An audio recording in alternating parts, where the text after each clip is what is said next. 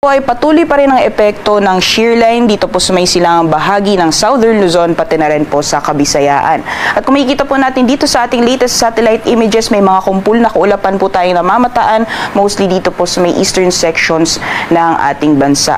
So may bahagi po ng Bicol region, pati na rin po sa mga karatig na probinsya ng Mimaropa, dyan po sa Quezon as well as Eastern Visayas, magiging maulan po yung panahon dulot po ng epekto ng shear line o yung pagsasalubong ng malamig at mainit na hangin. At dito naman po sa may eastern sections ng Mindanao, dyan po sa Caraga, pati na rin sa Davao region, ay makakaranas din po ng maulan na panahon. Dulot naman po yan na epekto ng easterlies or yung mainit na hangin na nanggagaling sa karagatang Pasipiko.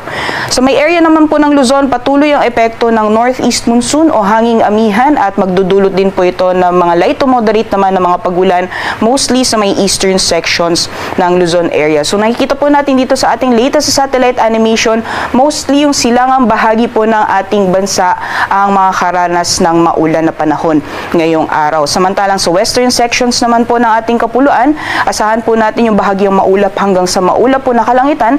Kung may mga pag-ulan man, may hinang mga pag-ulan o mga pag-ambon ang mararanasan sa malaking bahagi or sa western sections ng Luzon area at possible pa rin po yung mga isolated na thunderstorms na usually nararanasan po sa hapon o sa gabi sa nalalabing bahagi naman po ng Visayas and Mindanao, gayon din dito sa may area ng Palawan. At sa ngayon po wala tayong minamonitor na low pressure area o bagyo sa loob at labas ng ating Philippine Area of Responsibility at sa mga susunod na araw, particularly this coming weekend, unti-unti pong hihina yung epekto nitong shear line pati na rin ng northeast monsoon. So possible po pagdating ng Sabado ay makakaranas po tayo ng mainit na panahon sa malaking bahagi ng ating bansa.